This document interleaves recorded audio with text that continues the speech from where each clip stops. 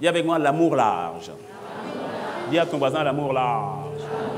Oh, dis à l'autre voisin l'amour large. La notion de l'amour large, comme l'apôtre Ivan était en train d'en parler, on va rester là-dessus. Mais je vais y aller sur un point bien particulier. Le titre du message, donc, c'est « Décide de croître dans l'amour en largeur ». Et décide donc aussi, je pourrais dire, et décide donc de te libérer de la colère.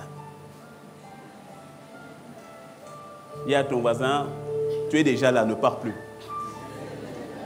Ne pars plus, on est ensemble, il ne faut plus partir. Tu es là, tu es là. Dis-moi un beau amen. Dis-moi un beau amen. Voilà. Et je tiens aussi à rendre grâce à Dieu pour l'homme de Dieu, l'apôtre Jacob, qui a couru, qui a laissé son église pour venir faire le culte avec nous aujourd'hui, accompagné de l'évangéliste Héribert. Apôtre Jacob, que le Seigneur vraiment te bénisse. Voilà. Beaucoup d'entre vous connaissez l'évangéliste Héribert, le père spirituel de l'évangéliste Héribert, que beaucoup vous connaissez, c'est l'apôtre Jacob. Donc quand on voit le Fils, on voit le Père et on bénit le Seigneur. Amen. Que le Seigneur te bénisse, apôtre. Merci beaucoup. Il a laissé son culte, il a dit, pasteur, je vais venir faire le culte avec vous. J'ai dit vraiment, il dit, je cours, je viens faire le culte. On est content de te recevoir avec nous, homme de Dieu. Amen. Et à ton voisin, laisse la colère.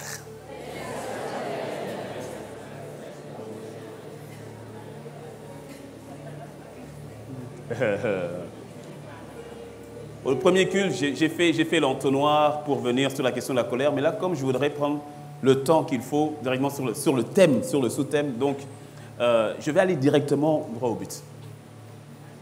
Dis-moi un mot, amen. Voilà. Donc, si tu veux la partie plus grande, tu n'as qu'à aller sur Internet pour voir le message du premier culte. Mais là, je vais aller droit au but ici, histoire de ne pas faire trop long, mais que tu repartes avec la pensée principale que le Seigneur, l'Esprit a pour toi. Éphésiens 4,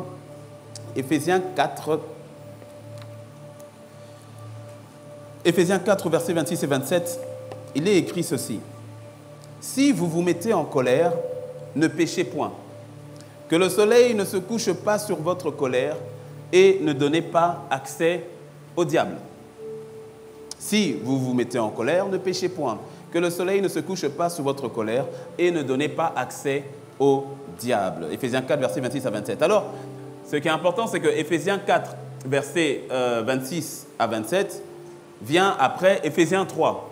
Et Éphésiens 3, c'est le passage sur lequel nous sommes depuis plusieurs semaines, pour ne pas dire mois, parce que c'est depuis décembre avec l'apôtre Mohamed Sanogo, sur les 4 dimensions de l'amour. Et on ne fait que surfer, au fait, là-dessus, sur Éphésiens 3. Rappelle-toi, Éphésiens 3, je vais juste le relire pour que nous soyons dans le contexte. Éphésiens 3, verset 17, version second 21, c'est l'apôtre Paul par le Saint-Esprit qui dit ceci. « Je prie que vous soyez enracinés et fondés dans l'amour pour être capables de comprendre. » Le mot « comprendre », c'est le mot grec « katalambano ». Lambano, c'est saisir. Katalambano, c'est saisir encore plus fort. C'est saisir de manière, on dirait presque violente. C'est s'emparer. C'est comprendre de l'intérieur, prendre possession. Quand il dit que vous puissiez donc katalambano, que vous puissiez comprendre, saisir avec tous les saints, que tous ensemble vous saisissiez, vous compreniez quelle est la largeur, la longueur, la hauteur et la profondeur de l'amour de Christ et de connaître encore, c'est la même notion que comprendre, de connaître, de saisir, d'avoir une intimité, que vous puissiez connaître quoi? Cet amour qui surpasse toute connaissance dans le but que vous soyez remplis de toute la plénitude de Dieu. Ce passage est d'une profondeur et d'un mystère incroyable. Il dit que nous pouvons arriver à la plénitude de Dieu. Or, Dieu est infini. C'est un mystère, ce passage. Il dit, vous pouvez être tellement rempli de la plénitude de Dieu et en disant que le chemin pour y arriver, c'est l'amour. Rappelle-toi dans 1 Jean 4, verset 16, « Car Dieu est amour. Dieu n'est pas rempli d'amour comme une bouteille serait remplie d'eau. » Si tu prends l'image de la bouteille qui est remplie d'eau, Dieu n'est pas la bouteille, Dieu est l'eau. C'est sa nature. Il est amour. Tu ne peux pas le remplir d'amour parce que c'est ce qu'il est. C'est pour ça que Dieu ne peut qu'aimer. C'est ce qu'il est. Et c'est pour ça que le Seigneur met un accent tellement fort sur la question de l'amour. Parce que lorsqu'il a dit, on vous reconnaîtra, on saura que j'ai été envoyé par le Père, non pas lorsque vous aurez de grandes églises, non pas lorsque vous ferez tomber le feu du ciel, non pas lorsque vous ressusciterez les morts, mais lorsque vous vous aimerez les uns les autres. À l'amour que vous manifesterez, on vous regardera, on vous écoutera, on dira non, ces gens-là, ce sont des extraterrestres. Ils sont d'ailleurs, oui, parce que nous sommes de Dieu, parce que nous sommes de Christ. La plénitude de l'amour, la plénitude de Dieu est accessible au travers de la compréhension dans l'enracinement de son amour. Dis-moi un bon amen. C'est pour ça que la question de l'amour, tu ne peux pas être mis au second degré. On ne peut pas on va se qualifier. Je suis un homme de foi. Gloire à Dieu. Je suis un homme de prière. Gloire au Seigneur. Je suis un homme de miracle. Alléluia. Mais qui peut dire, je suis un homme d'amour? Je suis une femme de prière. Gloire au Seigneur. Mais qui peut se targuer en disant, je suis une femme d'amour? Alléluia. C'est ce qui fait la marque véritable. Quand on dit que, tu sais, l'amour véritable, l'amour de Dieu, c'est difficile d'en faire une contrefaçon. Les miracles, on peut faire des contrefaçons. Ouais. La puissance, il peut avoir la contrefaçon. Même la foi peut être contrefaite lorsque la foi n'est pas motivée par l'amour. C'est pour ça que le Seigneur, sa parole nous dit, quand bien même je dépasserai les montagnes, si je n'ai pas l'amour, ça ne me sert à rien. Donc je peux même avoir une foi, mais qui au fait est un peu contrefaite parce qu'elle n'est pas motivée, elle n'est pas ressourcée par l'amour. Par l'amour. Le grand défi que nous avons en ces temps de la fin, et Jésus l'avait annoncé, le grand défi que nous avons en ces temps de la fin, ce n'est pas un souci de foi. C'est d'abord un souci d'amour. Quand tu lis le texte dans son contexte, quand Jésus dit « Lorsque le Fils de l'homme reviendra, trouvera-t-il encore la foi ?» Tu peux comprendre la notion de foi dans la notion de peut-être de puissance. Mais au fait, quand Jésus dit cela, il parle de la foi qui est motivée par l'amour.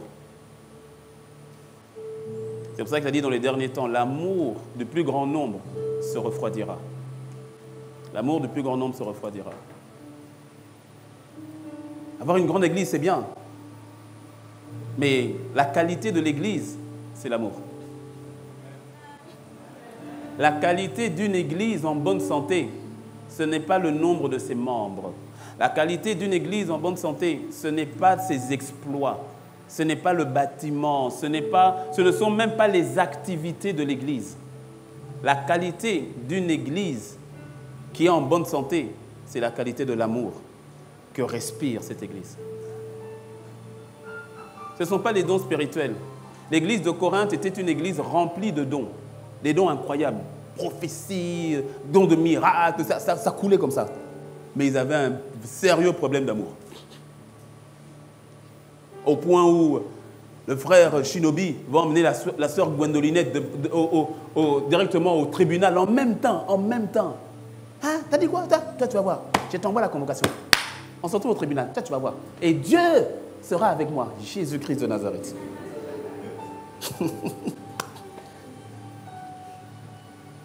Là, tu sais que l'église a un problème quand le frère et quand tu as deux frères, deux sœurs qui, chacun de leur côté, prient le même Dieu pour qu'il y ait un jugement sur le frère et sur la sœur. Là, tu sais que l'église, là, il y a un problème. En tout cas, pas ici au nom de Jésus. En tout cas, ici, au nom de même pas un peu. Dis à ton voisin, pas toi. Non, pas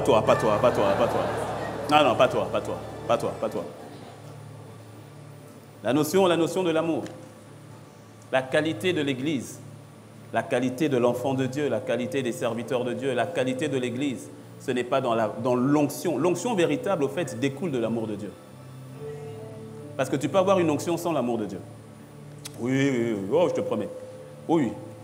Je peux être oint, mais je peux être rempli de son onction et fonctionner en son onction, mais ne pas avoir un cœur d'amour. L'onction, de toutes les manières, l'onction, vous savez, l'onction est donnée pour pouvoir agir au nom du Seigneur. C'est-à-dire, tu peux avoir Pas moi, je ne vais pas donner mon exemple parce que ce n'est pas le cas. Oh non, je refuse, tu refuses. Mais tu peux avoir un serviteur de Dieu ou un prédicateur qui vient et qui prêche avec onction. Mais ce n'est pas parce qu'il va prêcher que je vais prêcher avec onction que j'ai forcément un cœur d'amour pour le Seigneur ou pour vous. Est-ce que tu me suis? Rappelle-toi, 1 Corinthiens 13, quand bien même je ferai ci, quand bien même je ferai ça, je peux faire toutes ces choses et avoir des résultats. Mais ce n'est pas pour autant que l'amour y est. C'est pour cela, je fais aussi un résumé au fait de ce qu'on a vu pendant la semaine de prière. C'est pour cela, ça je l'avais dit vendredi, c'est pour cela, tu verras que on peut servir Dieu, avoir du résultat, mais avoir le cœur refroidi quand même. Je peux venir, je donne un exemple, c'est pas vrai. Je peux venir et je prêche avec onction et avec force. Mais au fait, je ne prêche pas par amour pour toi, je prêche par amour pour moi-même. Et puis à la fin, je dis, ah, c'était bien, hein? Ah, moi je ne suis pas n'importe qui, ah, power. Est-ce que tu me suis? Ouais. Toute chose doit découler de l'amour. L'onction véritable doit découler de l'amour. Les guérisons doivent découler de l'amour. Les prophéties doivent découler de l'amour. D'ailleurs, tu peux entendre une prophétie qui découle de l'amour. Une prophétie qui découle de l'amour, quand bien même ce serait une parole pour reprendre quelqu'un, tu sentiras toujours derrière le backup de l'amour. Une prophétie qui vient pour juger, pour te dire, toi, je vois que l'enfer est en train de siffler à tes oreilles. Je t'ai vu en train de brûler en enfer. Ah, moi je t'ai vu, moi je te dis, maintenant c'est toi qui fais messager compliqué. Messager compliqué. D'ailleurs, on peut parler, non? On peut? Comme on a prié pour l'esprit prophétique, pardon, on peut parler. Donc tu vois, d'ailleurs,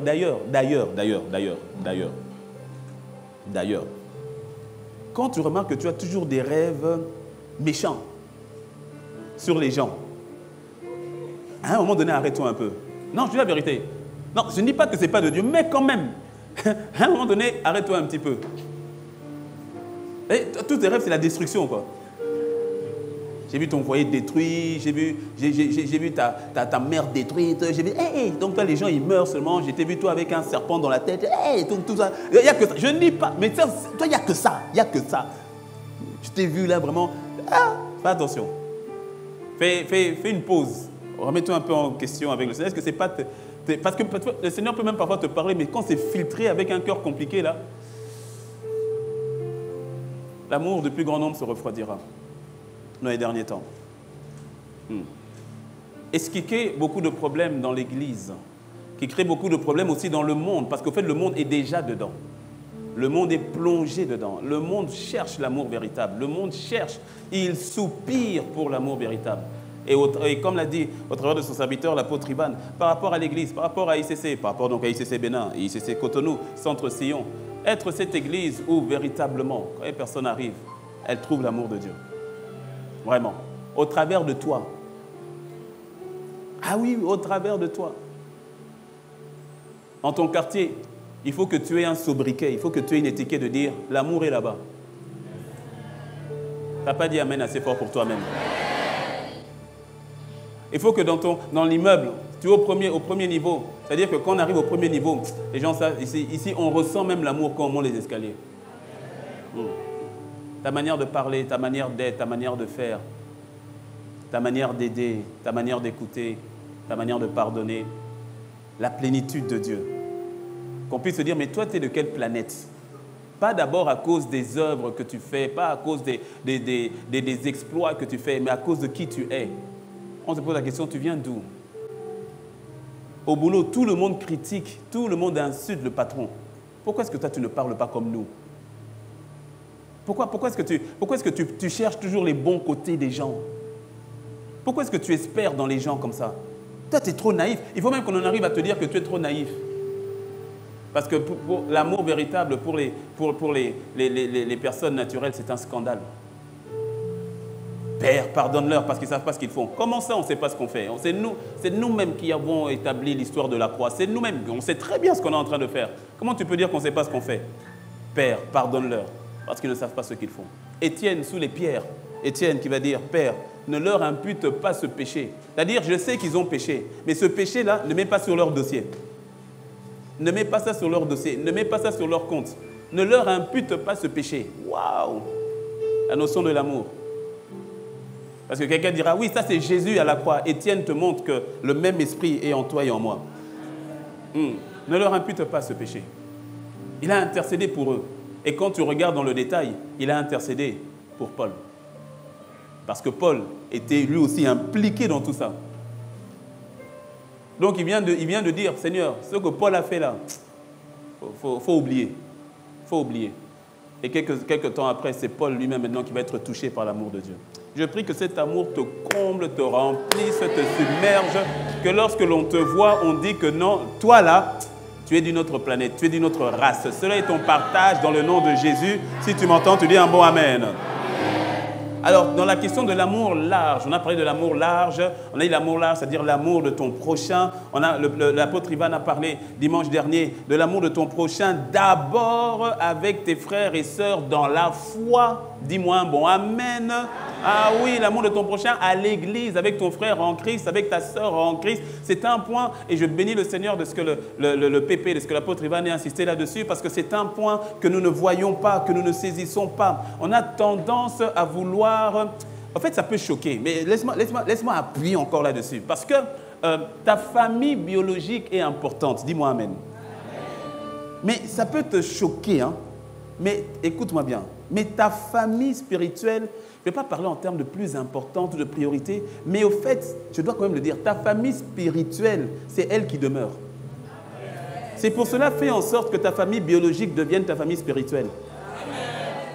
Il y a des passages comme ça dans la Bible où on ne comprend pas trop Jésus quand il dit « Je ne suis pas venu avec la paix, mais avec l'épée. Je suis venu pour mettre la division entre le Père et le Fils. » C'est Jésus qui le dit. Hein. Quand on le dit, on ne le comprend pas très bien. Mais qu'est-ce qu'il est en train de dire? En d'autres termes, celui qui aime son père, sa mère ou ses frères plus que moi n'est pas digne de moi. Mais au fait, ton frère, c'est Jésus. C'est son corps. Est-ce que tu me suis? Tu dois comprendre une chose, c'est que lorsque viendra la porte de la mort, toi et moi, on va rester ensemble. Amen. Oui, oui, famille spirituelle, éternelle, oui. Oui, oui, oui.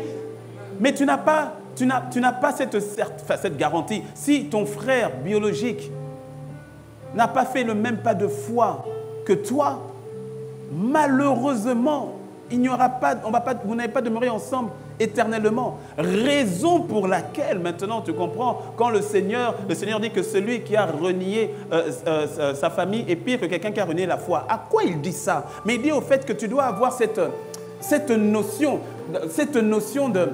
d'intérêt pour ta famille biologique, de les emmener à Christ dans la même foi que toi. Parce que si tu les laisses comme ça, viendra un temps où il y aura une séparation éternelle. Raison pour laquelle tu n'es pas en droit de dire « Moi, je suis sauvé, mon frère n'est pas sauvé, ma mère n'est pas sauvée, ça, vraiment, c'est son problème, mais moi, je suis sauvé. » Non! Pourquoi? Mais parce que la famille qui va demeurer, c'est la famille spirituelle. D'où l'importance de la famille spirituelle.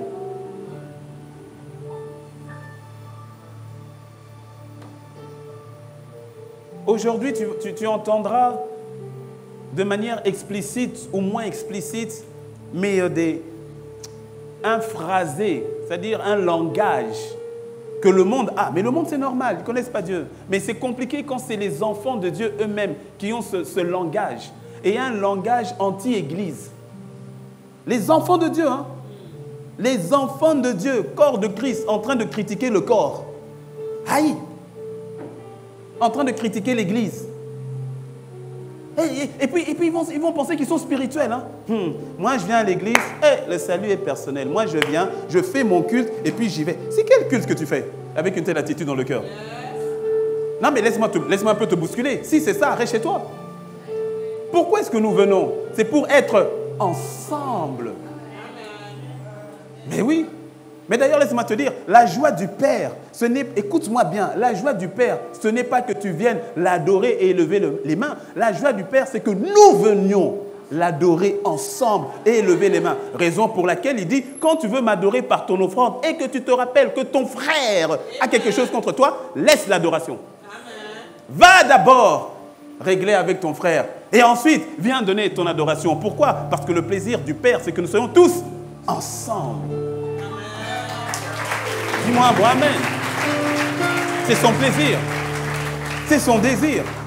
Donc laisse-moi te dire, c'est une séduction de l'ennemi de penser que tu es spirituel lorsque tu viens à l'église et que tu dis, moi de toute façon les gens là, les frères là, les sœurs, on connaît, tu connais rien. Tu as été séduit, tu as été offensé, que le Seigneur te restaure dans le nom de Jésus. Je parle à quelques personnes, pas à toi, mais à quelqu'un, mais pas à toi, mais à quelqu'un, je parle à quelqu'un. Que le Seigneur te rétablisse, qu'il te restaure et que tu retrouves l'amour de Dieu. Alléluia, amen. Je te promets que tu n'es pas spirituel en pensant que oui, moi je viens. Puis non. Être spirituel, c'est en arriver à dire, je viens et je communie avec mon frère, avec ma soeur, ensemble. Ça va dire, ah mais pasteur, oui, mais le frère là, il est compliqué, hein, mais toi aussi. Tout le monde est compliqué. Tout le monde est compliqué à sa manière. Je suis compliqué à ma manière. Tout le monde est compliqué à sa manière. C'est pour ça qu'on a dit, supportez-vous. On va te supporter, tu vas me supporter, nous allons nous supporter. Mais oui, tu vas aller où? On va se supporter dès maintenant. Je te dis, au ciel, tu verras ma face. Je te chercherai. Je suis là. Je suis là. Je suis là. Donc, aime-moi maintenant. Aime-moi maintenant. Aimons-nous maintenant. Aimons-nous, vivons sur cette terre maintenant. Parce qu'on va passer après l'éternité ensemble.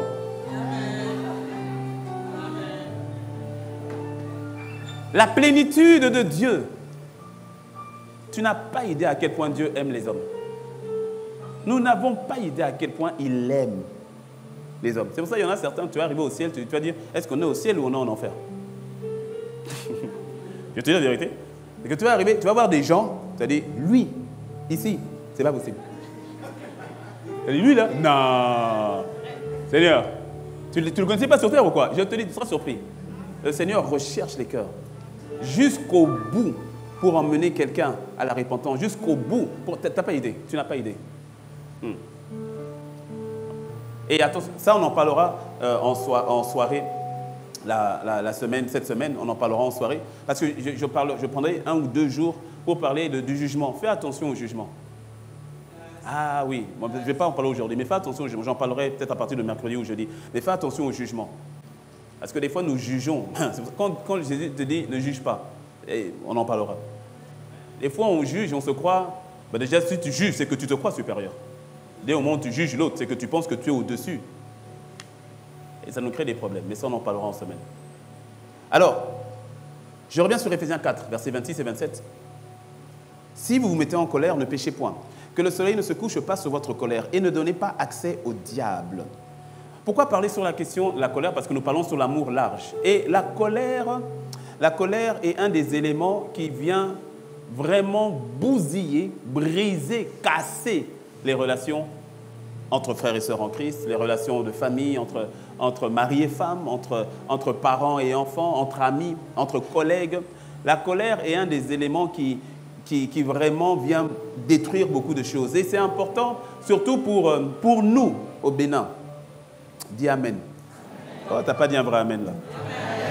Rappelle-toi, je ne vais pas revenir sur les détails, mais je te dis que tous les pays il y a toujours 4 formes d'entité sur chaque pays. Où que tu ailles, Zacharie, la révélation que Zacharie a reçue sur les 4 cornes qui sont venus et que chaque corne était venu pour disperser Israël, Jérusalem et je ne sais plus quel pays, quelle ville. Mais le principe, c'est que ces 4 cornes viennent pour disperser, elles viennent pour détruire. Et chaque nation, ou je dirais encore chaque territoire, il y a toujours 4 cornes majeures qui viennent contre le territoire. Où que tu ailles, va en France, va au Canada, va en Afrique du Sud, va en Chine, en Colombie, où que tu ailles, tu trouveras toujours ces formes d'entités. Je le disais par exemple, si tu vas en Afrique du Sud, très beau pays l'Afrique du Sud, et bien sûr, il y a toujours des entités, mais toujours aussi des grâces. Il y a des choses compliquées, mais aussi de belles choses qui sont attachées à différents pays. Afrique du Sud, très beau pays que j'affectionne énormément pour y avoir donné ma vie au Seigneur Jésus il y a plusieurs années. Et très beau pays. Mais l'Afrique du Sud, il y a une corne qui est la corne vraiment de l'insécurité ou encore de la violence. Au point où, quand tu es en Afrique du Sud, va pas prendre ta voiture pour sortir à 2 h du matin juste pour aller te balader. Ce n'est pas une très bonne idée. Ça ne fonctionne pas comme ça, tu vois. Mais par contre, ici, tu peux prendre ta voiture à 2 h du matin et y aller. Sans avoir de stress. Tu peux aller et puis revenir. Bénis le Seigneur pour le bénin. Dis-moi un bon amen. Oh, je te dis, oh, oh. Ça c'est une grâce, par exemple, que nous avons. Et que le Seigneur consolide cette grâce et qu'elle aille grandissant. Ah oui, il y a une forme de paix. Tu sors, tu es en paix. Il n'y a pas un stress compliqué. Dans certains pays, et quand je suis parti dernièrement en Afrique du Sud, j'ai atterri à 1 h du matin. J'ai quitté l'aéroport à 5 h du matin. J'étais obligé d'attendre. Ah oui, j'étais obligé d'attendre. Donc j'ai loué la voiture. Je suis resté dans la voiture, j'ai dormi. Et le gardien, il savait. Il a dit, non, you can stay here, stay here, stay here. Reste ici, reste ici, reste ici. Il sait que je ne vais pas aller prendre la voiture pour partir à 2 h, 3 h du matin sur la route. Tu vois, c'est une des cornes qu'il y a. Et par rapport au Bénin, il y en a 4, mais je ne vais pas dire les 4, je ne vais pas rappeler les 4. Mais il y en a une qui est la corne de l'esclavage. La corne de l'esclavage ou encore cette entité par rapport à l'esclavage. L'esclavage, donc c'est cette notion de... L'esclavage, c'est quoi? L'esclavage, en fait, consiste à être sur l'autre. Et puis, soit détendu, hein, l'esclavage avait commencé avant qu'il y ait des bateaux qui viennent d'Occident pour arriver. Il y avait déjà l'esclavage sur place. C'est un esprit. Et cette corne de l'esclavage a emmené la notion de la méchanceté. Et pour cela, tu remarqueras, pas toi, baisse pas la tête, pas toi, mais tu remarqueras que ton voisin qui est entrepreneur, pas toi, mais il parle mal à ses employés, pas toi. Pas toi. Mais là, il a une tendance à parler mal à ses employés, une tendance à...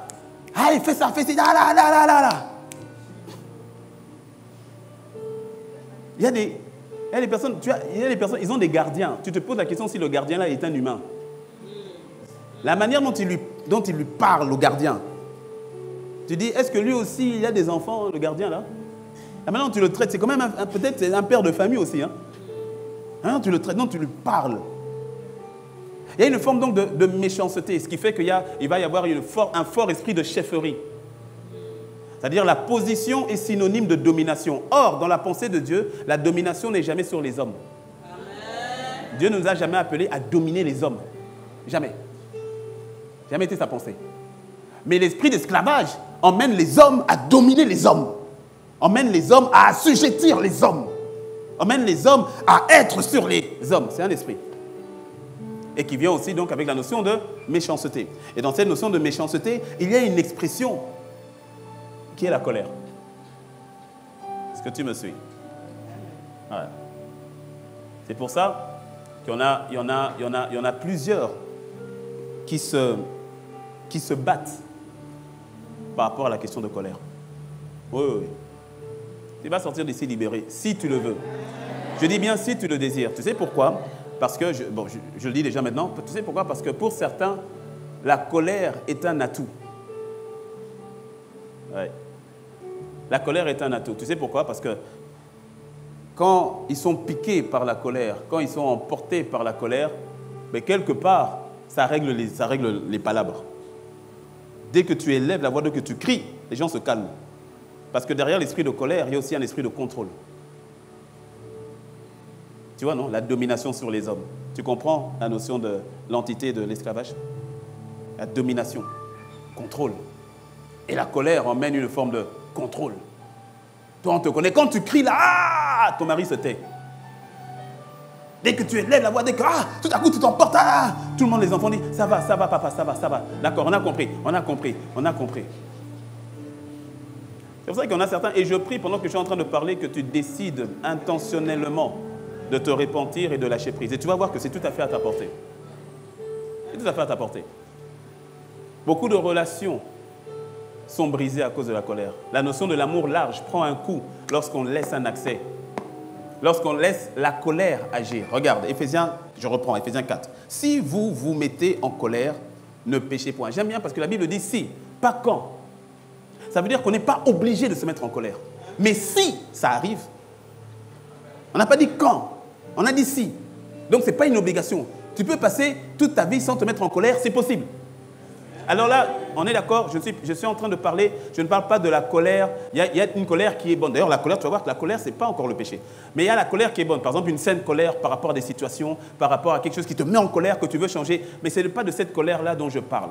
Je parle de la colère par rapport aux gens, qu'on peut avoir par rapport aux gens, sur le fait qu'il y ait en soi qu'il y ait une offense ou bien qu'il y ait une discorde. Je parle de cette colère-là. Je ne parle pas de la bonne colère, ok, pour qu'on soit sur la même longueur d'onde.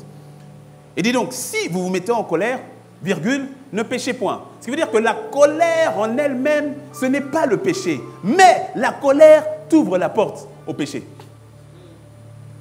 Le Saint-Esprit dit, si vous vous mettez en colère, attention, attention, attention, attention, attention, attention, de manière intentionnelle, ne pêche pas. Parce que dès que tu t'es mis en colère, la colère vient et elle a tendance à ouvrir la porte au péché. Et donc, on dit, bloque la porte. Amen. Ne pêche pas. La version parole vivante dit, si vous vous emportez. Parce que la colère peut venir comme un ouragan pour certains. Comme un ouragan, quand ça te prend là, il dit ne péchez pas. Garde ta langue, ta bouche là, garde ta langue. Que ta langue ne pêche pas quand tu te mets en colère. Que ta langue n'insulte pas. Que ta langue ne méprise pas. Que ta garde ne pêche pas. Ne sois pas emporté. Interdis à ta langue de parler quand tu es en colère. Interdis à ta main d'agir quand tu es en colère. Interdis à tes pensées de monter quand tu es en colère. Interdis à ta bouche. Interdis à tes actions. Interdis à tes décisions. Ne prends pas une décision quand tu es en colère. Bien souvent, ta décision sera mauvaise. Est-ce que tu me suis? Si vous vous mettez en colère, ne péchez point. Dès que la colère arrive, tu dois intentionnellement agir avec la maîtrise de soi. Et la maîtrise de soi, tu l'as. Si tu es né de nouveau et que tu as le Saint-Esprit, tu as la maîtrise de soi. C'est la manifestation du fruit de l'esprit de l'amour. Il y a dedans la tempérance, la maîtrise de soi. Tu l'as. Tu n'as même pas besoin de dire, Seigneur, donne-moi. Tu l'as. Tu dois décider. Tu as vu, hein? Ce n'est pas Dieu qui va décider à ta place. Il dit, ne péchez point. C'est-à-dire, ce n'est pas à Dieu de ne pas pécher à ta place. C'est toi, consciemment, intentionnellement. Tu te mets en colère, il y a une parole qui peut sortir du... Tu la ravales. Il y a la main qui voulait se lever, tu baisses la main. Elle se lève, tu baisses la main. Elle voulait taper, tu bloques ta main toi-même. Ne péchez point. Et regarde ce qu'il dit. Et que le soleil ne se couche pas. Sur quoi? Sur la colère que tu as ressentie. Mais pourquoi? Et regarde, il dit qu'il ne se couche pas et ne donnez pas accès au diable. Je te relis le même passage, parole vivante. Si vous vous emportez, ne commettez pas de péché. Ne laissez pas le champ libre à la colère. J'aime ça. Ne laissez pas le champ, c'est-à-dire, ne laisse pas la colère te faire dire n'importe quoi. Ne laisse pas la colère te faire n'importe quoi. Ne laisse pas la colère te faire prendre des décisions dans un grand n'importe quoi. Ne laisse pas la colère te faire ressentir des choses qui vraiment n'ont rien à voir. Ne laisse pas la colère avoir le champ libre. Ne donne pas carte blanche à la colère. Et quand je parle comme ça, pour certaines personnes, pour certaines personnes, c'est caractériel. Pour d'autres personnes, on est passé à spirituel. Quand tu ne peux pas te contrôler, quand tes yeux virent au rouge, les nerfs au niveau des tempes apparaissent, tu trembles de la main, tu commences à bégayer, tu as des sudations. Mon ami, il faut demander de l'aide. Amen. Au point où la colère fait transpirer la peur autour de toi. Là où l'amour parfait bannit la peur. Mon ami, là, il faut demander de l'aide. Quand tes parents te fuient, quand tes enfants te fuient, papa, tes enfants te fuient, maman. Ils t'évitent comme la peste.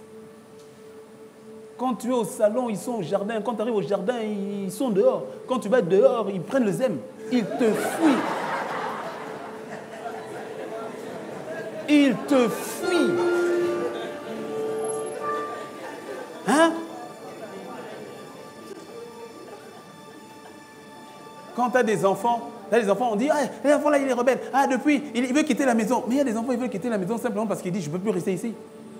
Je ne peux plus. Il dit, à mes 18 ans, il a essayé à 16 ans, ça n'a pas marché. Il dit à ses 18 ans en même temps. Il y a des enfants qui sont studieux, pas parce qu'ils aiment les études.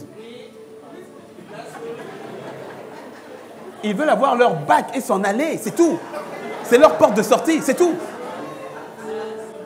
C'est la seule occasion qu'ils ont de pouvoir s'en aller.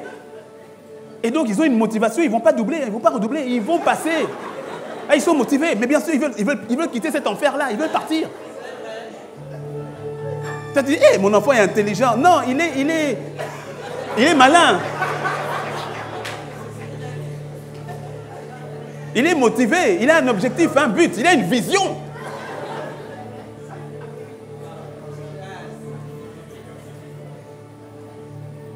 La Bible dit, mieux vaut pour un mari, pour un homme, de dormir à l'angle d'un toit, plutôt que de partager sa maison avec une femme querelleuse. Le mari dit, je vais aller en haut, sur le toit. Emmène-moi mon lit, ma natte, je vais dormir là. Mais tu as un grand lit. Il dit, non. Avec qui? Avec elle.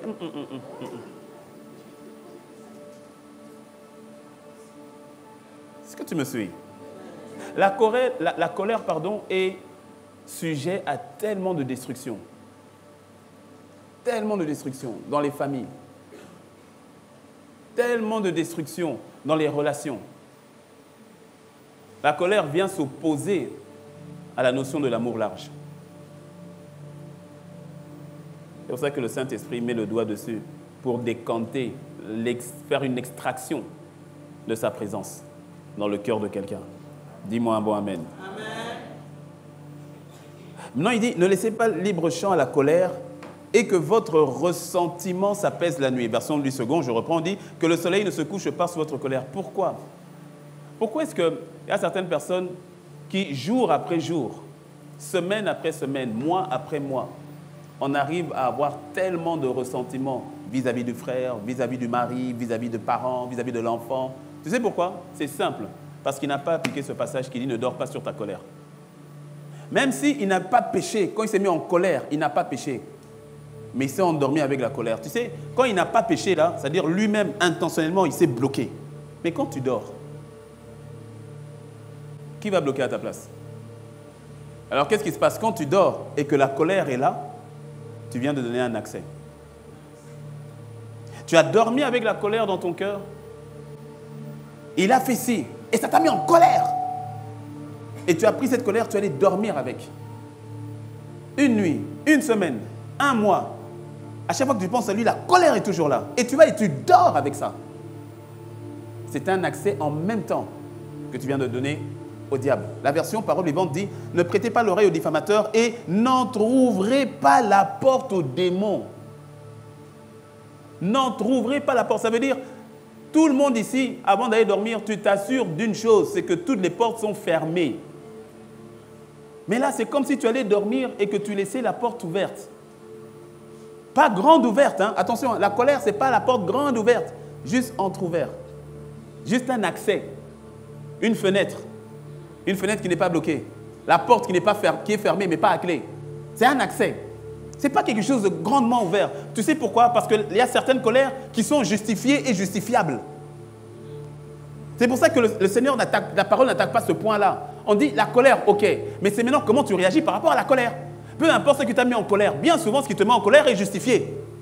Et donc ta colère est justifiable. On est d'accord. Le problème n'est pas là. Le problème est maintenant que tu es en colère. Que fais-tu? Comment agis-tu? Et comme la colère est une mauvaise conseillère, le Seigneur te dit, écoute, avant de dormir, comme tu seras en mode inconscient là, ne laisse pas la colère dans le cœur. Pourquoi? Parce que la colère va ouvrir la porte à un esprit.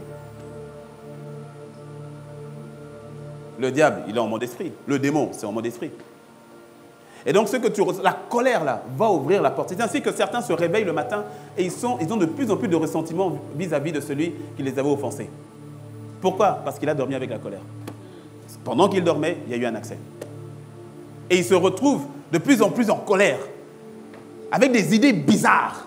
Il n'a pas dormi avec cette pensée-là, mais il se réveille avec cette pensée-là. Et ça passe, et la colère grandit. Et on va toujours dormir sur cette colère. Et donc l'accès devient de plus en plus grand.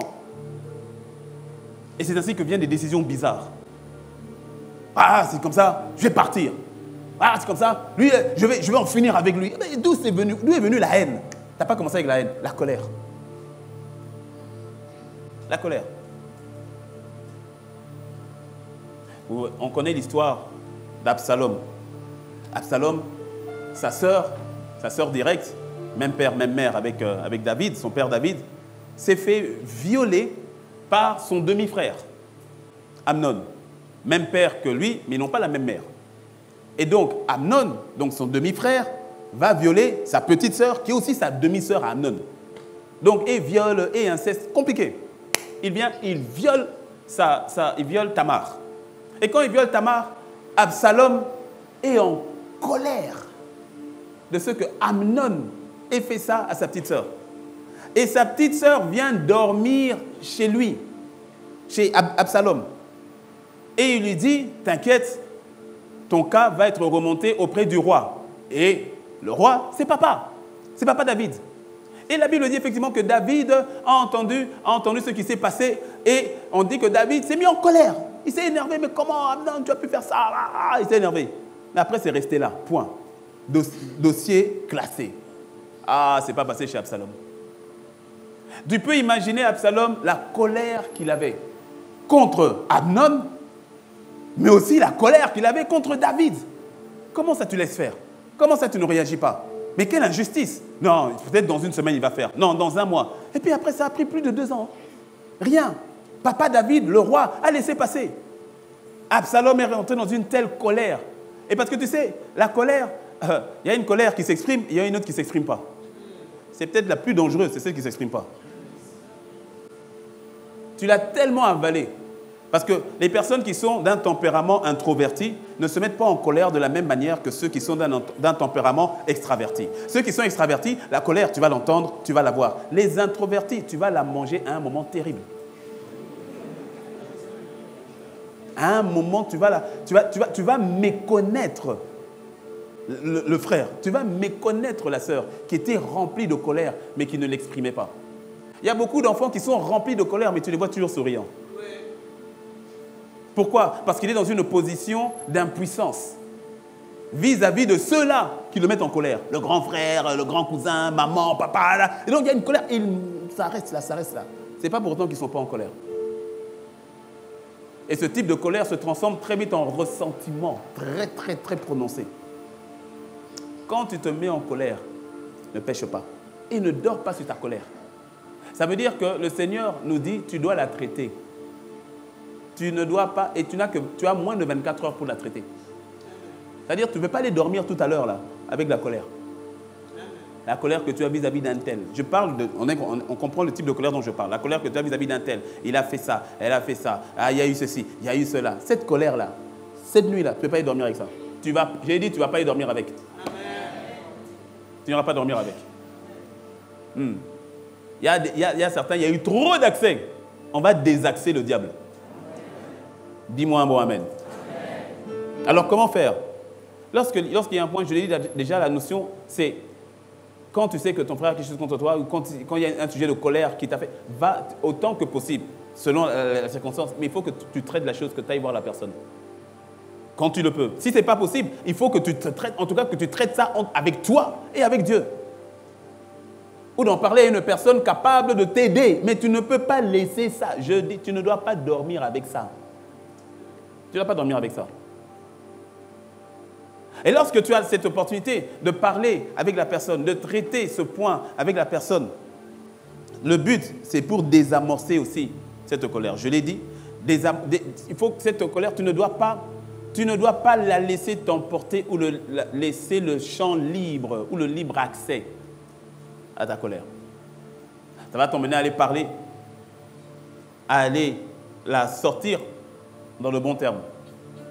Le point qui t'a fait mal, la chose qui t'a froissé, qui t'a frustré, la situation. Et une fois que c'est fait, il faut laisser le passé au passé. Oui, parce que demain est un autre jour. En fait, quand tu traites la notion de colère, demain, comme tu dois te réveiller, sans la colère, ça veut dire que demain est un autre jour. Donc tu dois laisser hier à hier.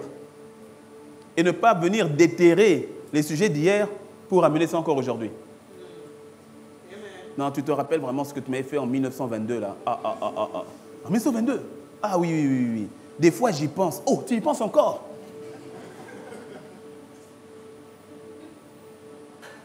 Dans les foyers, dans les couples. La femme qui pleure à côté, la nuit. En fait, elle pleurait, mais le mari n'entendait pas, il ronflait. Alors, elle cogne d'abord un peu. Comme ça, il se réveille un peu, et puis elle fait... Et le mari qui dit, ça va? Mais qu'est-ce qui se passe? Elle s'assoit, la lune, la lumière. Il faut qu'on parle. Le mari qui dit, il faut qu'on parle à 3h du matin. Et puis il dit, oh, demain matin. D'accord. Qu'est-ce qu'il y a? Ce que tu m'avais fait en 2003. 2003? Mais on est en 2023. Mais ça fait 20 ans. Mais de quoi tu parles? C'est quoi le dossier?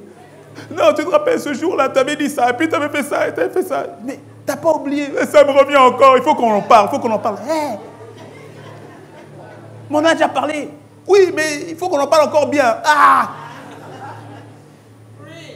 Laisse le passé au passé. C'est-à-dire, si on a parlé, si on a traité, si on a abordé A jusqu'à Z, s'il faut, même A', ok, on a parlé. Est-ce qu'on peut après avancer? Est-ce qu'on peut mettre ça de côté? Est-ce qu'on peut avancer ensemble? Est-ce qu'on peut y aller? Est-ce qu'on peut dire, ah, c'était douloureux, hein, oui, mais Dieu nous a fait grâce. Est-ce qu'on peut avancer? Ou bien à chaque fois, on avance, mais on ne sait pas. Il y a des mines antipersonnelles qui ont été jetées sur le chemin en avant. Les mines antipersonnelles sont compliquées parce que tu marches dessus en temps de paix. Tout va bien, et puis, pah! Estropié. Qu'est-ce qui s'est passé? Une mine qui avait été... C'est pour ça que même tous les pays du monde ont décidé de dire, non les gars, asseyons-nous. Hein, on aime faire la guerre, mais en tout cas, les mines là, non, il faut qu'on arrête ça. Tous les belligérants du monde, ils ont dit, non les gars, écoutez, faisons vraiment, interdisons les mines antipersonnelles. Parce que les mines antipersonnelles, en temps de guerre, on les plante, en temps de paix, elles sont toujours là. Et c'est ainsi que des générations après, quand l'enfant qui va à la rivière, boum, elle explose alors que la guerre est terminée. Il faut laisser le passé au passé et choisir d'avancer. Dis-moi un bon amen. 2, c'est ce que j'ai déjà dit et j'insiste maintenant là-dessus. Maîtrise tes réactions. Quand vient la colère, maîtrise tes réactions. Maîtrise ta parole. Maîtrise tes actions. Maîtrise tes décisions. Maîtrise. Et tu as la maîtrise de soi car c'est le fruit de l'esprit. La maîtrise de soi, la tempérance, c'est en toi. Donc fais-le. Maîtrise. Lorsque vous mettez en colère, ne péchez point. Maîtrise. La colère est très mauvaise conseillère. Proverbe 14, verset 17. Je lis la version parole de vie. Proverbe 14, verset 17 dit ceci. Une personne qui se met en colère facilement fait des bêtises. C'est pour ça que j'aime bien cette version. Une personne qui se met en colère facilement, elle fait des bêtises, quoi. Des bêtises. C'est-à-dire, tout ce qu'elle fait là, c'est des bêtises. Pour celle qui se met en colère facilement. Mais Proverbe 19, verset 11, nous dit ceci. L'homme qui a de la sagesse est lent à la colère. Et il met sa gloire à oublier les offenses. Waouh! Cela est ton partage dans le nom de Jésus. Dis-moi amen. Je vois un homme sage, je vois une femme sage en ce lieu dans le nom de Jésus. Lent à la colère. C'est même comme ça que Dieu se définit, riche en bonté, en miséricorde, en compassion, lent à la colère. C'est une forme de sagesse. L'homme qui a de la sagesse est lent à la colère. Il ne se met pas en colère facilement. Il ne cède pas à la colère facilement. Il ne s'emporte pas à la colère facilement. Maîtrise tes réactions. On dit à ton voisin, maîtrise tes réactions. Maîtrise tes réactions. Et pose-toi la question d'ailleurs, si le véritable problème, ce n'est pas le problème, mais ta réaction au problème. Laisse-moi le dire autrement. Ta réponse ou encore ta réaction à une personne est plus importante que le problème lui-même. Je répète, ta réaction vis-à-vis d'une personne face à un problème est beaucoup plus importante, ta réaction plus importante, que le problème lui-même qui a suscité ta réaction. Je vais le dire autrement. Regarde. Je reprends l'exemple d'un parent avec son enfant de 8 ans, par exemple. Il court dans le salon, tu avais ton verre rempli d'eau, et puis, pam, le verre tombe. L'eau est répandue, le verre se casse. C'est un problème. Maintenant, regarde, le vrai problème, ce n'est pas le problème. C'est comment toi, tu vas réagir par rapport au problème. Le verre est tombé, le verre est cassé, l'eau a mouillé le tapis, tu es fâché, tu cries, tu t'énerves, tu gifles l'enfant. Comment tu peux faire ça? Mais toi là, idiot, idiote, ah, bah! Tu gifles l'enfant, l'enfant s'en va pour un verre de 500 francs. Que tu peux remplacer aisément pour un tapis que tu peux faire nettoyer. Si ce n'est faire sécher, c'est de l'eau. Mais ta réaction peut endommager toute la suite de la vie de l'enfant qui a reçu une claque, qui l'a fait mal, qui l'a fait peur par rapport à son père, par rapport à sa mère. Et en plus, tu viens de le taxer d'idiot. Parce que laisse-moi te dire que les premières paroles que les enfants écoutent, ce sont les paroles de leurs parents, de ceux qui sont en autorité. Quand tu dis à ton enfant champion, il croit qu'il est un champion. Quand tu dis à ton enfant idiot, il croit qu'il est un idiot. Pour un problème éphémère dans le temps de 500 francs. Je répète donc, le véritable problème, ce n'est pas le problème, mais ta réaction face au problème. Et c'est là où la colère fait beaucoup de dégâts. Parce que l'on arrive à dire, je ne sais pas qu'est-ce qui m'a pris, sauf que ça a été fait. Ne donnez pas de champ libre à la colère. Parce que bien souvent, il y a beaucoup de regrets par la suite. Puis on dit, ah, j'aurais pas dû. Et ça a été fait. Et donc, on se retrouve à devoir maintenant réparer les choses qu'on aurait pu éviter. C'est pour ça que la sagesse, qu'est-ce que la sagesse? Quelle est la différence? J'ai entendu un homme dire ça, j'ai bien aimé. Quelle est la différence entre un homme intelligent et un homme sage? C'est que l'homme sage évite les problèmes que l'homme intelligent avait saisis. C'est-à-dire l'homme intelligent, il comprend les problèmes. Il sait, ah, ça c'est comme ça, c'est comme ça. L'homme sage, il sait comment l'éviter. C'est pour cela qu'on a dit, une personne, l'homme qui a de la sagesse est lent à la colère. Il s'évite des problèmes. Il s'évite des situations. La colère est une marque de manque de sagesse. La colère répétitive, la colère, c'est-à-dire laisser la colère nous emporter, c'est un manque de sagesse. Ça va nous emmener à gérer beaucoup de problèmes. À devoir réparer. On sera toujours en mode réparation. On sera toujours en mode rectification. Que le Seigneur délivre ton frère et ta sœur de tout esprit de colère dans le nom de Jésus. As-tu remarqué que les mots s'oublient? Oui, les mots s'oublient. Mais ce que l'on ressent ne s'oublie pas. Qui ici est marié? Qui s'est marié? Levez la main, ce n'est pas un péché. Levez la main, qui s'est marié? Ok, ok. Levez la main, levez la main, levez la main. Voilà, ok. Ok, baissez. Ok. Baissez les mains. Maintenant, parmi tous les mariés, qui ici se rappelle mot pour mot du discours des vœux qu'il a fait à son conjoint? Ouais, le pourcentage a baissé drastiquement. Oui, très drastiquement. Pourquoi? Parce que la vérité, d'ailleurs, comme il a levé la main, donc il faudra lui demander qu'il te réécrive mot pour mot. Hein? Il faut lui demander mot pour mot. Chérie, tu as levé la main, donc mot pour mot, il faut que tu me réécrives, c'est un examen.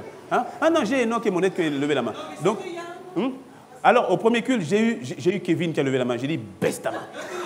Il s'est marié il y a 2 semaines. J'ai dit, baisse ta main, ça compte même pas. Faut baisser, baisse ta main. J'ai marié il y a 2 semaines, là, c'est tout, c'est...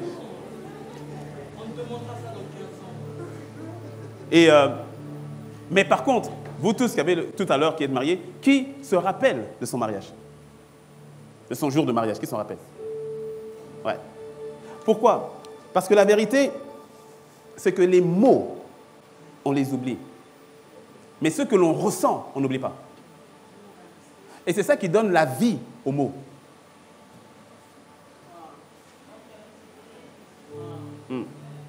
Ce que tu as dit, même si je n'ai plus gardé, ça ne vous arrive pas même par rapport à la Bible.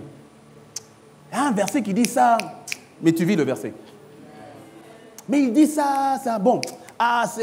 Bon, car il a tant voulu, apprécier le monde. Bon, non, ça tu dois connaître ce verset-là quand même. Enfin bref, car il a tant apprécié le monde et tout. C'est-à-dire, mais en même temps, tu n'as peut-être pas les mots, mais tu as la vie qui est contenue dans les mots. Est-ce que tu me suis? Et ça va dans les deux sens. Ça va dans les deux sens.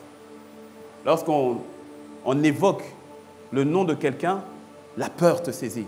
Pourquoi? À cause des mots que constamment il te disait.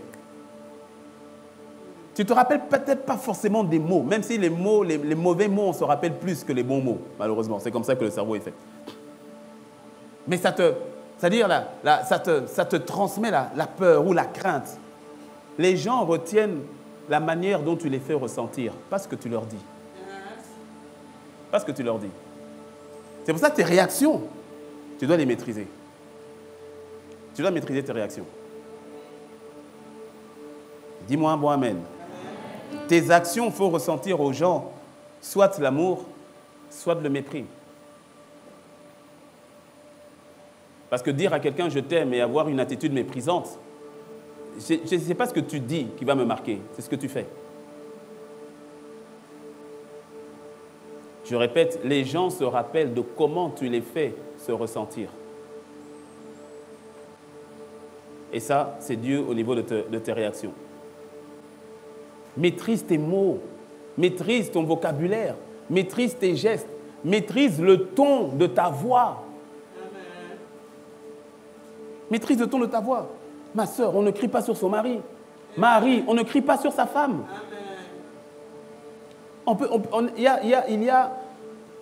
On n'est pas d'accord. Ok, parlons-en.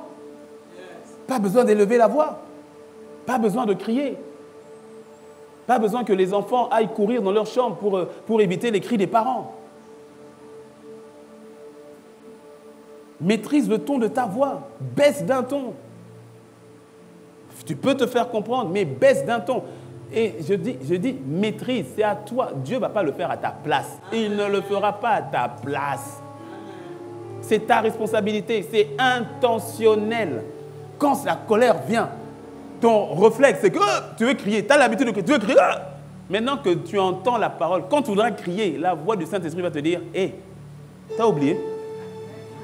Et c'est à ce moment-là maintenant que tu as le choix. Crier ou ne pas crier. Telle est la question. C'est là où tu auras le choix. Tu cries ou pas? Tu élèves la voix ou pas?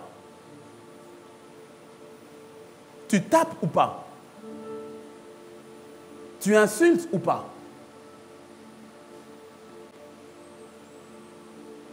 Quelle calamitude! Mon Dieu! C'est que le message est en train de passer. Alléluia, amen.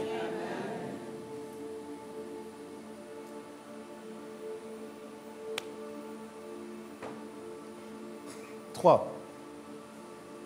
Et ce sera le dernier point. Il y en a 5, mais je vais m'arrêter au 3e. 3.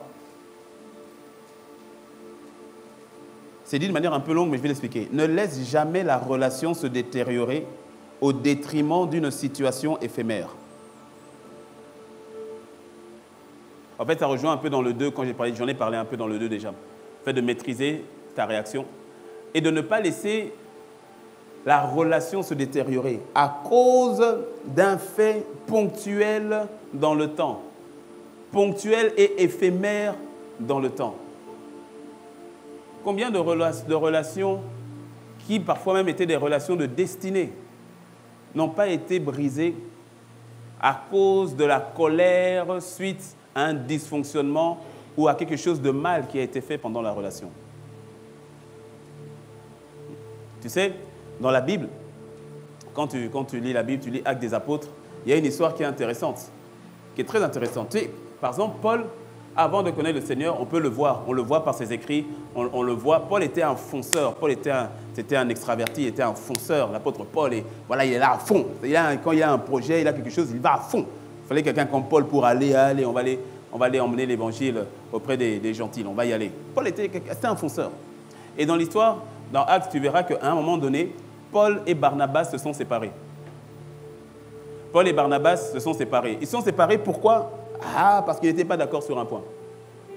Ils n'étaient pas d'accord sur un point. Le point, c'était qui? C'était Marc, ou encore on l'appelait Jean-Marc. Ils n'étaient pas d'accord par rapport à Jean-Marc.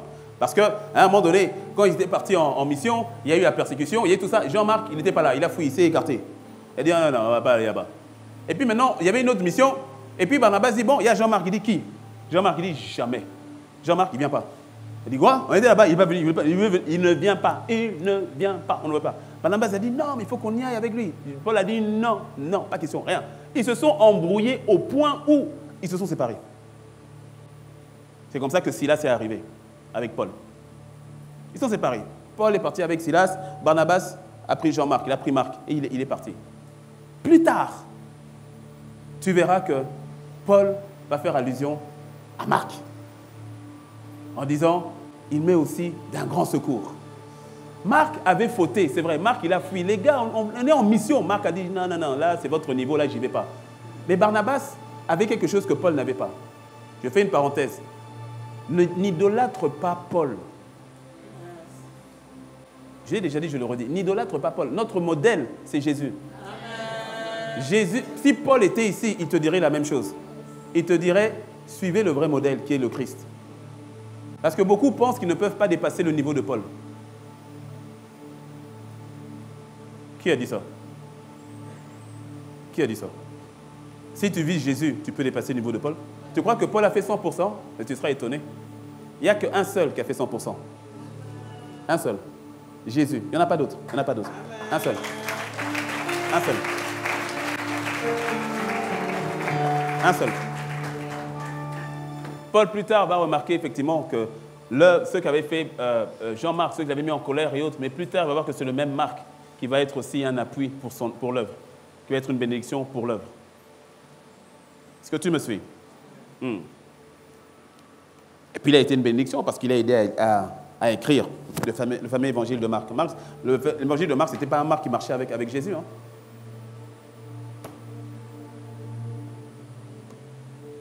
Les évangiles, ceux qui marchaient avec Jésus, c'était Matthieu et c'était Jean qui ont écrit l'évangile de Matthieu et l'évangile de Jean. Mais Marc et Luc ne marchaient pas avec Jésus. Ils ont réussi à écrire l'évangile en prenant les informations et autres, en recoupant les informations et tout ça. Jean-Marc, dit Marc plus tard, était au final une bénédiction. Mais il fallait qu'on le travaille avec lui. La colère fait en sorte parfois que tu casses des relations de destinée. Que tu casses des relations de destinée. J'ai déjà raconté ce témoignage où quand la Pénadine m'a rejoint, les enfants m'ont rejoint. Donc à ce moment-là, avec l'école et tout cela, il fallait impérativement, je ne pouvais plus conduire moi-même parce qu'il y avait l'église, il y avait maintenant la famille à gérer, donc il fallait trouver un chauffeur. Donc on a cherché, on a trouvé, on a présenté un chauffeur, on a pris le chauffeur, jeune, très bien, il avait 24 ans à l'époque, très bien, ok, très bien, sauf qu'il y avait un véritable problème, c'est que vraiment il ne comprenait rien.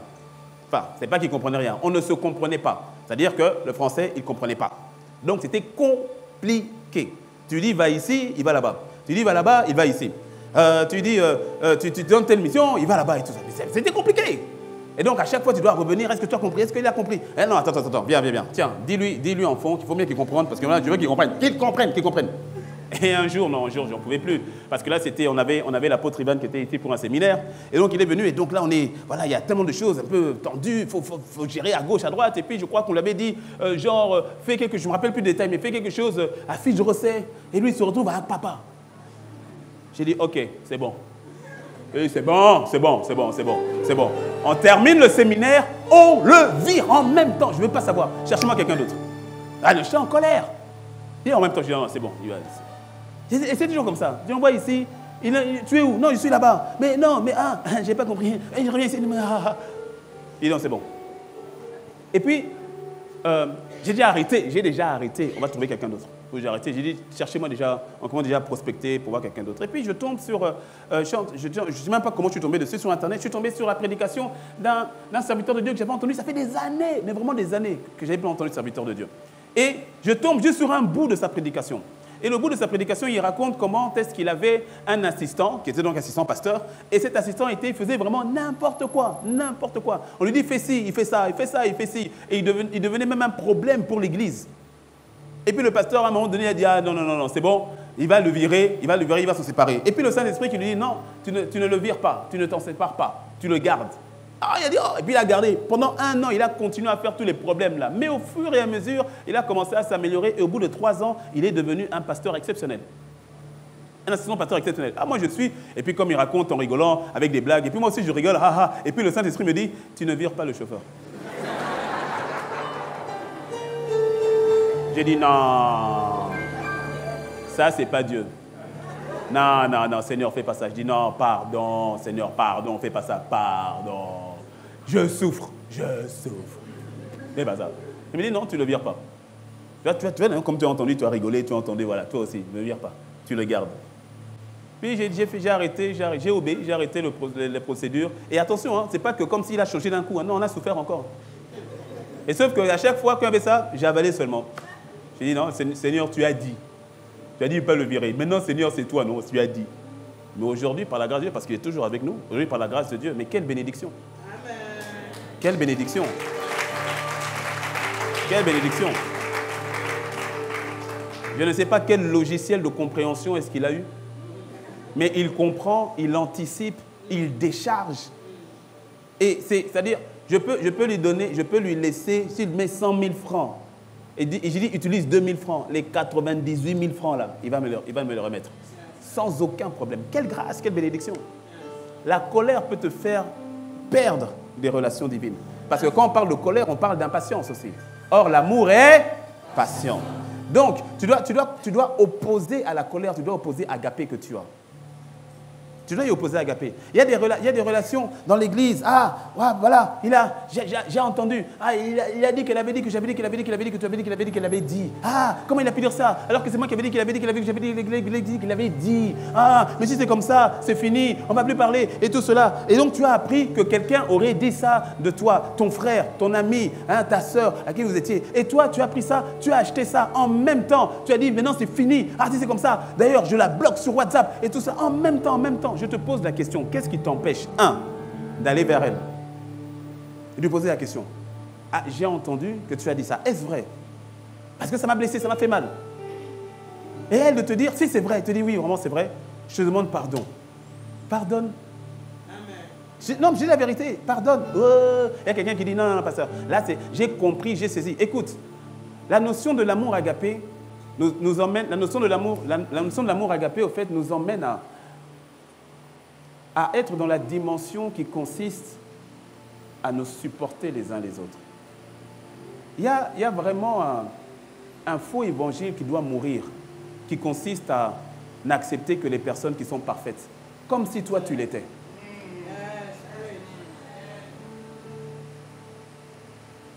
On te mesurera selon la mesure avec laquelle tu t'es servi. Quand le Seigneur parle de ça, il fait aussi allusion au pardon. Ah.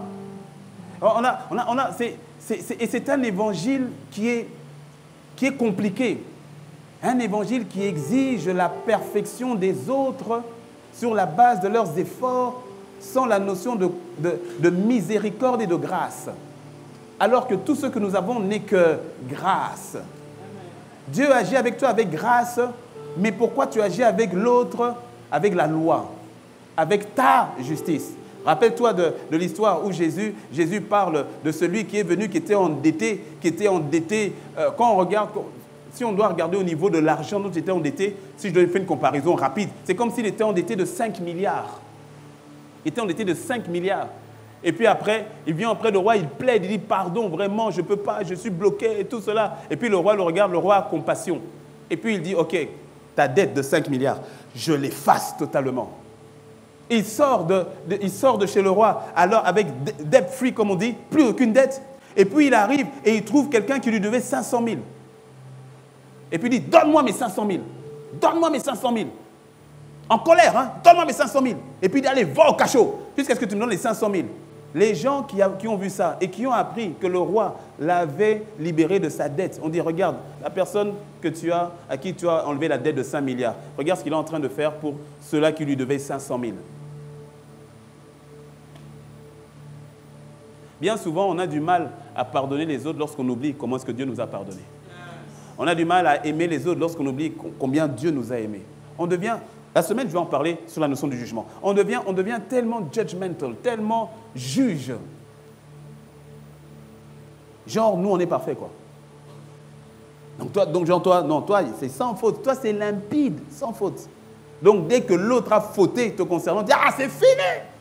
Ah, c'est fini! Il est comme ça! »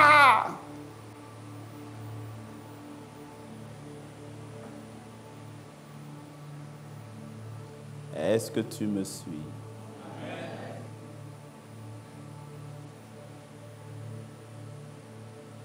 La notion de l'amour large. La notion de l'amour large nous emmène non seulement à agir avec grâce, à agir avec patience, en fait à manifester la notion de l'amour de Dieu.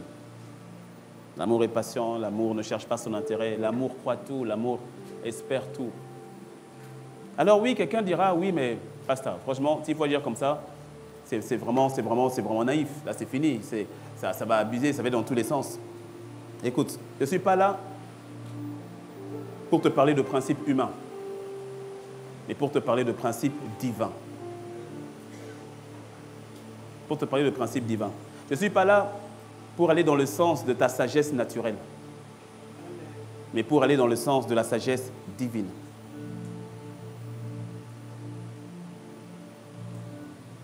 Sinon, nous serons une église, autant devenir une église sage, mais selon le monde. Or, ce n'est pas ce que le Seigneur attend de nous. Nous ne sommes pas de cette race-là. Ne laisse plus la colère te voler. Ne laisse plus la colère détruire. Ne laisse plus la colère dérober ce qui te revient.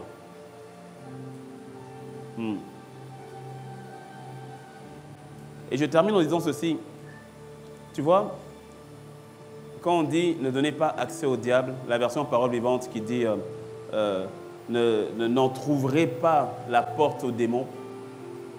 Il faut que tu comprennes ceci. Tu sais, si tu es né de nouveau, tu as le Christ et le Saint-Esprit à l'intérieur de toi. C'est le Saint-Esprit qui est en toi.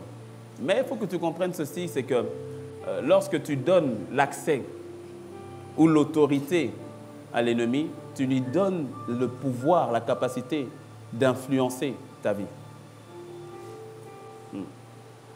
Oui. Et il y en a certains, tu as tellement baigné dans la colère que, comme je l'ai dit, c'est devenu une véritable oppression spirituelle. Véritablement. Tu as tellement baigné dedans. Tu t'en es tellement abreuvé. Tu as tellement fait recours à ça que c'est devenu une habitude. Pour ne pas dire que c'est devenu normal. On te connaît comme ça. Et toi, tu es à l'aise du fait aussi qu'on te connaisse comme ça. Le Seigneur me dit de te dire, ce n'est pas toi. Ce n'est pas toi. Tu n'es pas de cette race-là. Il me dit de te dire, tu n'es pas de cette race-là. Tu es de la race de Christ. Tu es comme lui. Tu es comme lui. Tu es comme lui. La colère là, ce n'est pas toi. Tu dois refuser la colère. Ce n'est pas toi. Baisse la tête avec moi. Baisse la tête avec moi. La colère là, ce n'est pas toi. Ne laisse pas la colère venir te dérober. Venir voler. Venir détruire. Tu es de la race de Christ. Shadabroa. Tu es de la race de Christ. Karebre sokaya santarabroso. Sharedebriadabrosa. Sandariadabrose. Ce n'est pas toi. Tu n'es pas de cette race-là. Tu n'es pas sous cette emprise-là. Non seulement tu peux, mais tu dois t'en défaire. Tu peux, mais tu dois t'en libérer. Parce que le Seigneur l'a fait. Et il l'a fait. Non, tu dois coopérer simplement avec lui. Et dans certains cas, ça peut être une situation vraiment de cri à l'aide. Parce que quelqu'un va me dire, pasteur, ça, j'ai essayé. J'ai essayé. Et je vais prier par rapport à toi. Je vais prier pour toi. Je vais prier pour toi. Et certains d'entre vous, vous avez été victimes de la colère des autres. Victimes de l'ouragan des autres. Victimes des exactions de l'autre. Et si tu ne prends pas garde à ton cœur, tu peux passer de l'étape de victime à celui de bourreau aussi, en train de répercuter les mêmes choses sur les autres, ou en train de laisser la colère de l'autre venir te ronger et te détruire à l'intérieur. Tu dois t'en détacher aussi, tu dois décider de libérer, de laisser partir. De laisser partir. Tu n'es pas obligé de manifester la même colère que ton père. Tu n'es pas obligé de manifester la même colère que ta mère. Tu es d'une autre race. Voici, le Seigneur t'a racheté des vaines manières de vivre de tes pères. Tu es racheté de cette manière de vivre. Tu es détaché, tu es libéré par rapport à ça. Il en va de la pleine manifestation de ta destinée. Il en va des relations que le Seigneur a mis avec toi. Il en va de la manifestation de l'amour en largeur. La colère vient s'opposer à la manifestation de l'amour en largeur. Refuse la colère. Dénonce-la. Expose-la. Il y a quelqu'un ici, tu dois arrêter de l'excuser, de la justifier, de la protéger, de la caresser. Tu dois l'appeler pour ce qu'elle est.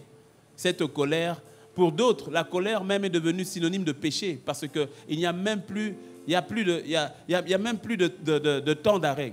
C'est quand tu es en colère en même temps, ce sont les mauvaises paroles. En même temps, c'est la voix qui monte. En même temps, ce sont les insultes. En même temps, ça vient en même temps. Tu dois t'en séparer. Tu dois t'en séparer. Tu dois la refuser. Tu dois la refuser. Sois conscient de l'amour qui est en toi. Sois conscient du fruit de l'esprit qui est en toi.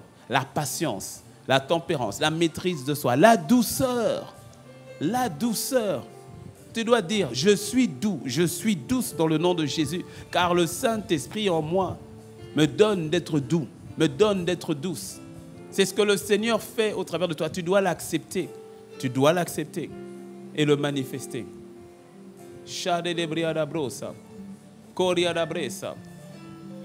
Et je prie qu'en cette journée, que tous ceux qui avaient été ravagés par la colère, dans sa grâce et dans sa miséricorde, que le Seigneur Jésus te le restaure. Amen. Je prie que tous ceux qui avaient été, à toi qui te répands, à toi qui expose la colère, à toi qui dis, Seigneur, je n'en veux plus, Seigneur, je veux manifester ton cœur, je veux, Seigneur, manifester ton amour, agapé, je veux manifester ta maîtrise de soi, ta paix.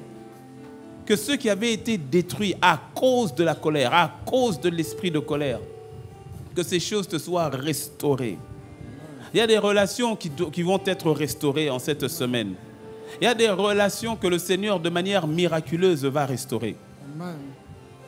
Je vois plus d'un parent qui doit avoir le courage d'aller demander pardon à ses enfants. Quand bien même ses enfants sont grands et mariés, même dans celui qui est grand et marié, il y a toujours le petit enfant qui demeure. Je vois un parent qui doit avoir le courage d'aller auprès de son fils, de sa fille, auprès de ses enfants et de lui dire, je te demande pardon pour le traitement que je t'avais donné à tel âge ou à tel moment de ta vie. Pardonne-moi. J'ai laissé la colère m'emporter.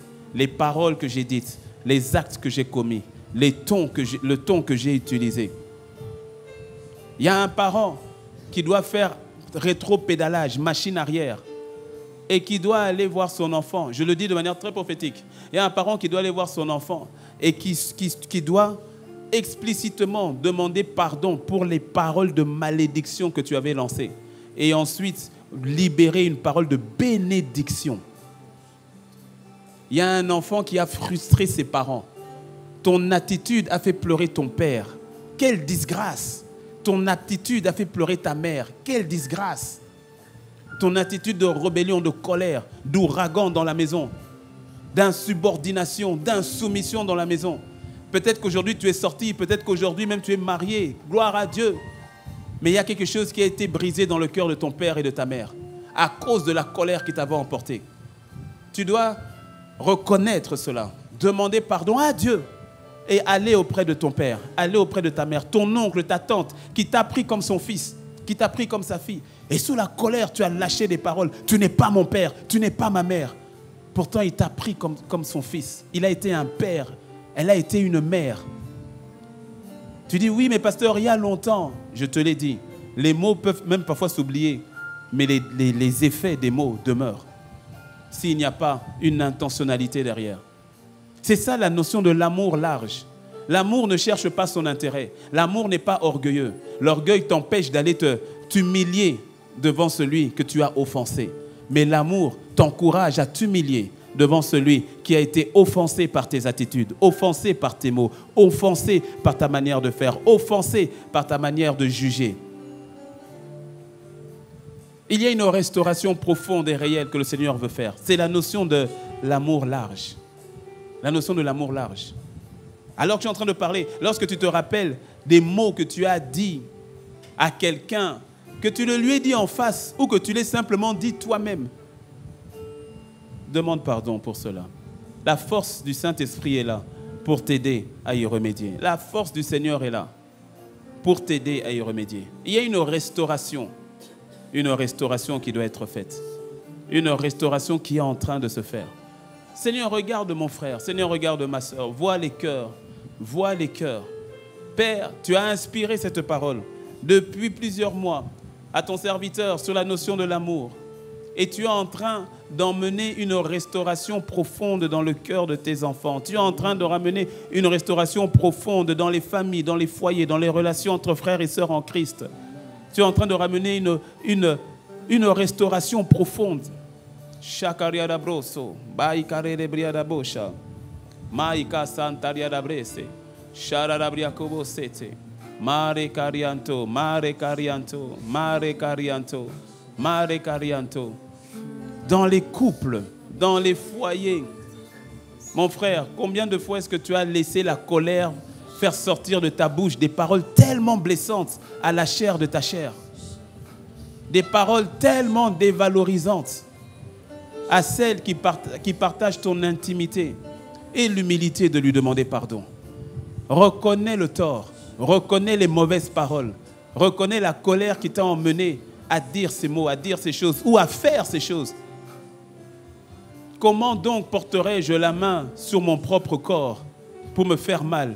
De la même manière, comment pourrais-je porter la main sur mon épouse, sur mon conjoint pour lui faire mal? Car c'est mon propre corps. Ne justifie pas la colère. Ne dis pas « je l'ai fait parce que ». Non, si elle n'avait pas dit ça, je n'aurais pas fait ça. Non, là tu es en train de justifier la colère. Humilie-toi. Humilie-toi. Humilie-toi auprès de Dieu et ensuite auprès de ton épouse. Humilie-toi auprès de ton époux pour les insultes que tu lui as envoyées, pour les comparaisons de mépris que tu lui as envoyées. Le tout dans la colère. Laisse la dimension de l'amour large se manifester. Des amitiés qui ont été rompues.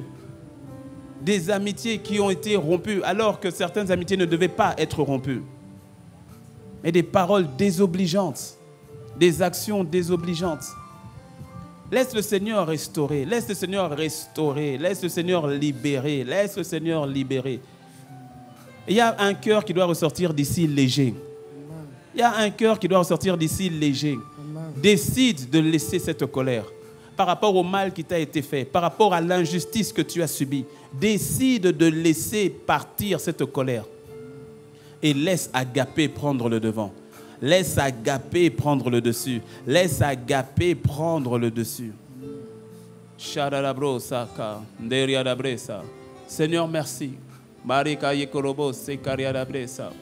Shaya tariadabo sokorianderiama. Haya rabayanderiana mama.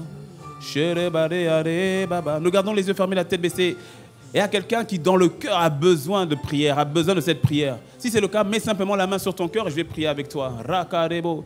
C'est un désir de dire, Seigneur, help, help. Que ce soit si tu es la personne qui se laisse emporter par la colère, ou bien si tu es la personne qui a subi des actes de colère. D'une manière ou d'une autre, il y a besoin d'une intervention divine. Ah, Seigneur, regarde mon frère. Ah, Seigneur, regarde ma sœur. Cette main sur toi, c'est la main du Seigneur. C'est sa main, c'est sa main, c'est sa main. C'est sa main, c'est sa main. C'est sa main qui restaure, c'est sa main qui guérit. C'est sa main qui libère, c'est sa main qui ôte. C'est sa main qui te rend léger, qui te rend légère. Père, je prie pour mon frère. Seigneur, je prie pour ma sœur.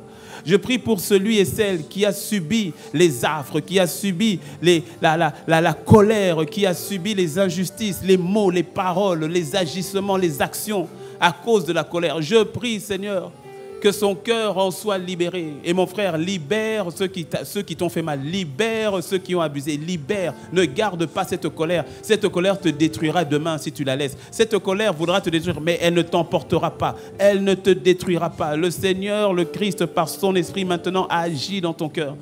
Et que tous les coups reçus au travers de la colère de l'autre ne t'endommagent plus. Et à toi, qui te laissait emporter, à toi, qui n'arrivait pas à lâcher, qui n'arrivait pas à dire non, qui n'arrivait pas à résister et qui se laissait emporter par la colère.